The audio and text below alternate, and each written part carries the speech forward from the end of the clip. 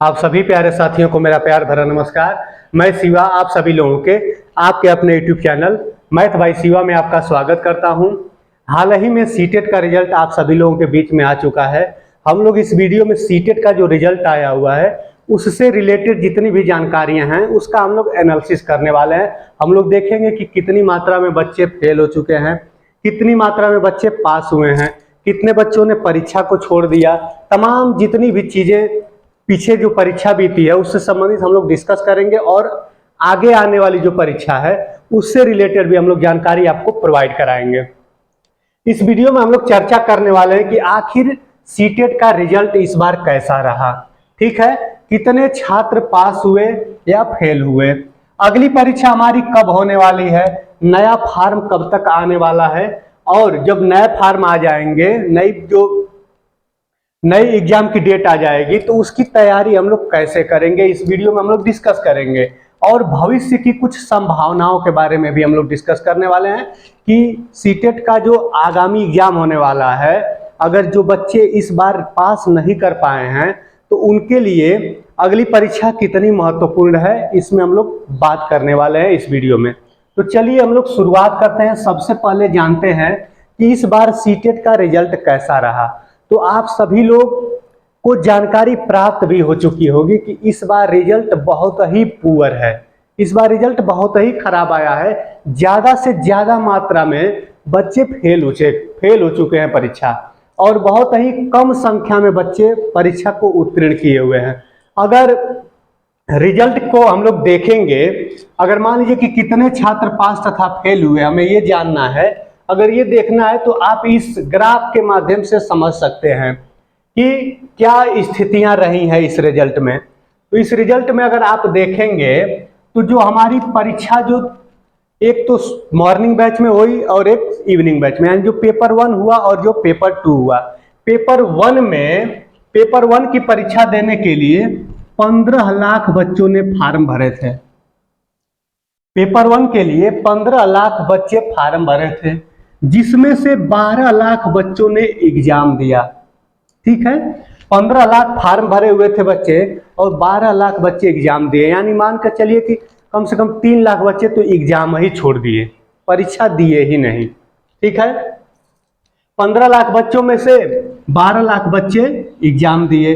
Exam छोड़ने का ये भी कारण हो सकता है कि जो बीएड वालों को जो प्राइमरी के वैकेंसी से उनको वंचित कर दिया गया है, बाहर कर दिया गया है, इस वजह से भी पेपर 1 का जो एग्जाम है वो प्रभावित हुआ था। जो बीएड किए हुए बच्चे थे, बहुत सारे बच्चे ऐसे थे कि जो पेपर 1 को छोड़ दिए। ठीक है, पेपर 1 की परीक्षा वो नहीं दिए। तो हम लोग देख रहे हैं कि 15 लाख रजिस्ट्रेशन हुआ था जो पेपर 1 के लिए परीक्षा देने के लिए, लेकिन 12 लाख बच्चों ने परीक्षा दिया। और आप यहाँ पर देख पा रहे होंगे कि 3 लाख से कम बच्चे इसमें उत्तीर्ण हुए हैं, यानी पास हुए हैं। 3 लाख से भी कम बच्चे, यानी 12 लाख बच्चे परीक्षा दिए हैं, जिसमें से 3 लाख, मात्र 3 लाख उससे भी कम बच्चे पास हुए हैं इस परीक्षा को। वहीं पर अगर पेपर 2 की बात कर लिया जाए तो पेपर 2 तो इस बार जो बीएड किए हुए हैं बच्चे, बीएड वालों बच्चों के लिए ज्यादा महत्वपूर्ण हो चुका था। ठीक है, इसलिए यहाँ का आंकड़ा अगर हम लोग मिलाएं तो पेपर 2 के लिए 14 लाख रजिस्ट्रेशन हुए थे। पेपर 2 के लिए 14 लाख रजिस्ट्रेशन हुए थे और लगभग 12 लाख से कम बच्चों ने इसकी परीक्षा दिया। मान के चलिए कि 14 लाख रजिस्ट्रेशन हुए थे, 12 लाख बच्चों ने परीक्षा दिया।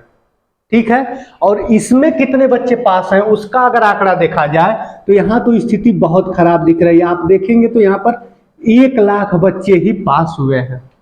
ठीक है, यानी मान लीजिए कि 12 लाख से कम यानी 11 लाख से ज्यादा, उसी के बीच में होगा, 11 से 12 लाख के बीच में संख्या थी, और मात्र 1 लाख बच्चे पास हुए हैं। तो जो बच्चे परीक्षा पास नहीं कर पाए हैं और परीक्षा न पास करने की वजह से बहुत ज्यादा निराशा में हैं, वे बच्चे इस ग्राफ को देखकर एनालिसिस कर सकते हैं, समझ सकते हैं कि सिर्फ और सिर्फ वही नहीं है जिनका रिजल्ट इस बार गड़बड़ हो गया है। इस बार ज्यादा से ज्यादा मात्रा में बच्चों का रिजल्ट खराब हो गया है, और उसका कारण रहा है कि कहीं ना कहीं पेपर का जो पैटर्न था, जो उसकी पूछे जाने की जो कॉन्सेप्ट थे, वो इस बार कुछ ज़्यादा ही हार्ड पूछ दिया था। ठीक है, इससे तो ये समझ में ही आ रहा है, अगर आसान पेपर रहा होता तो रिजल्ट ये नहीं रहता। यानी पेपर का जो कठिनाई लेवल था इस बार बहुत हाई लेवल का था। ठीक है, इसीलिए इतना पुअर रिजल्ट आया हुआ है। लेकिन क्या जो बच्चे परीक्षा को पास नहीं कर पाए हैं, क्या वो अब निराश बैठ जाएंगे? क्या वो अब आगे परीक्षा न दें? तो उनके लिए भी हम इस वीडियो में चर्चा करने वाले हैं। यहाँ पर हम लोग समझ चुके हैं कि देख पा रहे होंगे, अगर यहाँ पर ध्यान देंगे कि जो पेपर 1 के लिए रजिस्ट्रेशन हमारा 15 लाख हुआ था, 12 लाख बच्चे इसमें परीक्षा दिए और 3 लाख बच्चे पास हुए हैं। यानी 3 लाख बच्चे पास हुए हैं। कितने में? टोटल 12 लाख में पास हुए हैं। अगर इसको हम परसेंटेज में चेंज करें, सपोज करिए परसेंटेज में चेंज करें तो 3 एकम 3, 3 चौक को 12, 25 चौक को 100, यानी 25%, यानी 25% बच्चे ही इस परीक्षा को पास कर पाए हैं। अगर आसान भाषा में समझा जाए तो 25% का मतलब ये है कि मान लीजिए कि अगर टोटल 100 बच्चों ने परीक्षा दिया हुआ है तो उसमें से मात्र 25 बच्चे परीक्षा को पास कर पाए हैं। 75 बच्चों का परीक्षा नहीं निकल पाया है। ठीक है, वो परीक्षा में फेल हो चुके हैं।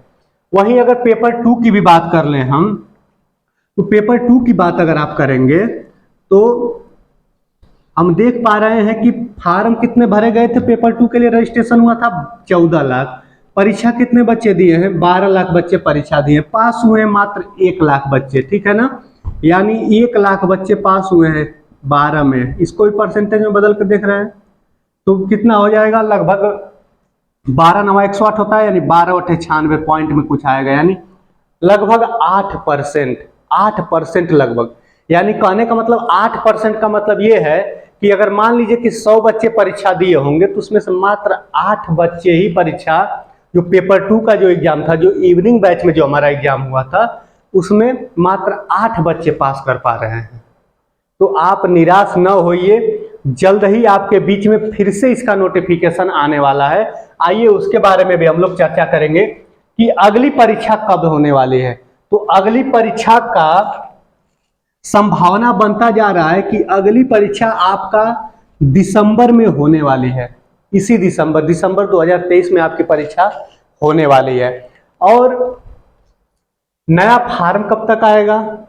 जो ये दिसंबर में परीक्षा होगी तो इसका फार्म अगर ऐसा सुनाई दे रहा है, मतलब सुनने में आ रहा है कि अक्टूबर में इसके फार्म आ रहे हैं और दिसंबर में इसकी परीक्षा हो जाएगी।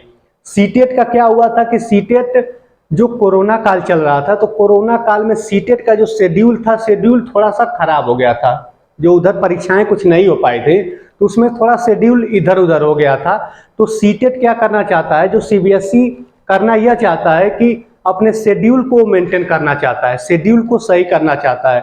और शेड्यूल को सही करने का तात्पर्य यह है कि सीटेट का जो एग्जाम होता है, जो एक वर्ष में सीबीएसई 2 बार परीक्षा कराती है। एक वर्ष में सीबीएसई 2 बार परीक्षा कराती है और लगभग दोनों परीक्षाओं के बीच 5 से 6 महीने का गैप रहता है। 5 महीने मान लीजिए कि गैप रहता है, 5 से 6 महीने का। जो गैप इस बार बहुत कम हो गया। अभी तो परीक्षा कितने दिन हुए परीक्षा को हुए और आपके बीच में रिजल्ट भी उसका आ गया है। ठीक है, तो यानी नए फार्म हमारे अक्टूबर में आ रहे हैं। अक्टूबर में नए फार्म आपके आ रहे हैं। और अगर आप उत्तर प्रदेश से होंगे, यूपी से अगर आप होंगे, तो आपके लिए एक और सुनहरा मौका मिलने जा रहा है कि यूपी टेट की भी वैकेंसी, यूपी टेट का भी जो परीक्षा होगा वो भी, उसके लिए भी फार्म अक्टूबर में आ रहे हैं। यूपी टेट के लिए भी फार्म अक्टूबर में आने वाले हैं। सीटेट का फार्म अगर हम लोग देख रहे हैं तो अक्टूबर में फार्म आएगा और दिसंबर में इसकी परीक्षा होगी। दिसंबर में इसका एग्जाम फिर से होने वाला है। अगर यूपी टेट के भी फार्म अगर अक्टूबर में आ जाते हैं तो उसका भी परीक्षा दिसंबर माह में ही होगा, दिसंबर माह में ही कंडक्ट कराया जाएगा। ऐसा क्यों हो रहा है, इतना जल्दी ये प्रक्रिया क्यों हो रही है? तो आप सभी लोगों को पता है कि 2024 का जो लोकसभा का चुनाव है वो हमारे सामने, आप सभी लोगों के सामने है। और सरकार अगर नौजवान बच्चों के लिए, जो बेरोजगार बच्चे हैं उनके लिए अगर कुछ न कुछ लुभावना नहीं देगी तो जाहिर सी बात है कि उनको उनका वोट नहीं मिलेगा। तो वोट के चक्कर में ये सारी कुछ वैकेंसियां भी आने वाली हैं हर विभाग में। आप देख रहे हैं बिहार में जल्दी अभी वैकेंसी आई हुई थी, यूपी में भी ऐसा सुनने में आ रहा है कि वैकेंसी आने वाली है, केबीएस की वैकेंसी आने वाली है, DSSB के थ्रू जितनी वैकेंसी आती है वो आने वाली हैं। तो 2024 के चुनाव को देखते हुए ढेर सारी वैकेंसियां हमको देखने को मिलने वाली हैं। ठीक है, क्यों? क्योंकि जो टीचिंग एग्जाम की तैयारी कर रहे हैं बच्चे, वो काफ़ी समय से निराश बैठे हुए हैं, क्योंकि उनको कोई वैकेंसी सामने नहीं दिखाई दे रही है। बहुत सारे बच्चे ऐसे भी हैं जो सीटेट या यूपी टेट को कई बार पास करके बैठे हुए हैं, लेकिन वैकेंसी अभी तक आई नहीं है। वैकेंसी के इंतजार में बहुत ढेर सारे बच्चे बैठे हुए हैं। ठीक है, तो हम लोग इस रिजल्ट के बारे में चर्चा कर लिए हैं। हम लोग देखें कि रिजल्ट की स्थिति बहुत इस बार पुअर थी। तो यहाँ पर अगर इस ग्राफ से हम अगर एक चीज समझने का प्रयास करें कि 12 लाख बच्चों में से 3 लाख बच्चे ही मात्र पास हुए हैं। पेपर 1 को अगर 12 लाख बच्चे पेपर 1 को दिए थे, 3 लाख बच्चे ही पास हुए हैं, तो मान के चलिए कि लगभग 9 लाख बच्चे तो यहाँ से अक्टूबर में जो फार्म आने वाला है, लगभग उम्मीद की जा सकती है कि 9 लाख बच्चे वहां पर शामिल जरूर होंगे। अगर यहाँ की स्थिति देखा जाए तो ये 12 लाख में 1 लाख बच्चे पास हुए हैं, यानी यहाँ पर कितने बच्चे फेल हैं? तो लगभग मान लीजिए कि 11 लाख बच्चे फेल हैं। 11 लाख बच्चे फेल हैं। यहाँ 9 लाख बच्चे फेल हैं। जो ये 11 लाख बच्चे फेल हैं, हो सकता है कि वो पेपर 1 के लिए भी अपना एग्जाम देने के लिए पेपर 1 को भी भरें। ठीक है, तो इतना तो मान के चलिए कि कम से कम 11 लाख बच्चे जो इस परीक्षा को पास नहीं कर पाए हैं, वो आपके दिसंबर में आपके साथ परीक्षा में भी बैठेंगे। हो सके उनमें से कोई अगर हमारी वीडियो देख रहे हैं तो उनमें से आप भी हो कि हाँ परीक्षा में आगे बैठे। ठीक है, तो अब हम लोग चर्चा करेंगे कि आगे की हम लोग तैयारी कैसे करें। जो दिसंबर में एग्जाम होगा, तो वो दिसंबर में एग्जाम की तैयारी कैसे कर सकते हैं। तो चलिए उसके बारे में हम चर्चा कर लेते हैं कि दिसंबर में जो एग्जाम होगा उसकी तैयारी आप कैसे कर सकते हैं। तो तैयारी करने के लिए 2-3 पॉइंट मैं आपको बता रहा हूं, जो इम्पोर्टेंट पॉइंट है उसको समझना होगा आपको। सबसे पहली बात उन बच्चों को मैं बताना चाहूंगा जिन बच्चों का रिजल्ट 80 से 90 के बीच में फंसा हुआ है। आप सभी लोग पता है कि 90 अंक को अगर आप पार कर जाएंगे तभी आप जनरल कैटेगरी में पास माने जाएंगे। ठीक है, अगर मान लीजिए कोई ओबीसी का बच्चा है, 85 नंबर पा के भले वो अपने प्रदेश के लिए पास है, उत्तर प्रदेश के लिए मान लीजिए आप भले से एलिजिबल हैं, लेकिन जो बाहरी वैकेंसी आ रही है उसके लिए आप एलिजिबल नहीं है। आपको 90 नंबर से एबव होना पड़ेगा, ऊपर होना पड़ेगा, तब जाके आप बाहर की जितनी वैकेंसियां हैं उनमें आप फॉर्म को फिल कर सकते हैं और परीक्षा दे सकते हैं। तो जो 80 से और 90 के बीच में जितने बच्चे रुक गए हैं, उनके लिए मैं यह बताना चाहूँगा कि वे बच्चे यह समझ लीजिए कि अपने लक्ष्य के बिल्कुल करीब पहुँच चुके हैं। और वैसे बच्चों को क्या करना चाहिए, जो हमारा ये सितंबर माह समाप्त होने जा रहा है, तो अक्टूबर, नवंबर और दिसंबर मात्र 3 महीना है, और मात्र 3 महीने में वो क्या ऐसा करें कि उनका रिजल्ट 80 से जो 90 के बीच में फंसा हुआ है वो 100 को क्रॉस कर जाए, 100 को क्रॉस कर जाए। अगर आप 100 नंबर से प्लस लाना चाहते हैं और आप अगर इस नंबर के बीच में कहीं फंस गए हैं, ठीक है, मान लीजिए कि फंस गए इसके बीच में, फेल हो गए हैं सपोज करिए, या हो सके कैटेगरी के वाइज आप पास भी हो सकते हैं। ठीक है, तो जो इस नंबर के बीच में फंसे हुए बच्चे हैं, अगर उस अपने रिजल्ट को 100 प्लस करना चाहते हैं, तो उनके लिए सिर्फ और सिर्फ एक जानकारी मैं देना चाहूँगा, और जो सबसे महत्वपूर्ण जानकारी है कि अगर सीटेट एग्जाम को पास करना है तो बस मेहनत से 1 महीना अगर हम प्रीवियस ईयर पेपर को प्रैक्टिस कर लेते हैं, ठीक है, यानी प्रीवियस ईयर क्वेश्चन जो होते हैं, यानी PYQ, प्रीवियस ईयर जो हमारा क्वेश्चन होता है, उसको अगर आप प्रैक्टिस में लाते हैं, बस एक दिन में कम से कम 1 या 2 पेपर आप जरूर हल करिए। एक दिन में 1 से 2 पेपर अगर आप हल करेंगे तो दिसंबर आते आते आपकी स्थिति ऐसी आ जाएगी कि आप 100 से प्लस 120 तक जा सकते हैं, 120 नंबर 125 नंबर तक आपका आ सकता है। लेकिन मात्र आपको करना क्या होगा, प्रैक्टिस करना होगा, आपको कॉन्सेप्ट के चक्कर में नहीं पड़ना होगा। कॉन्सेप्ट के चक्कर का मतलब यह है कि हमारा ये कॉन्सेप्ट छूटा हुआ है इसको पढ़ लें, ये कॉन्सेप्ट छूटा हुआ उसको पढ़ लें।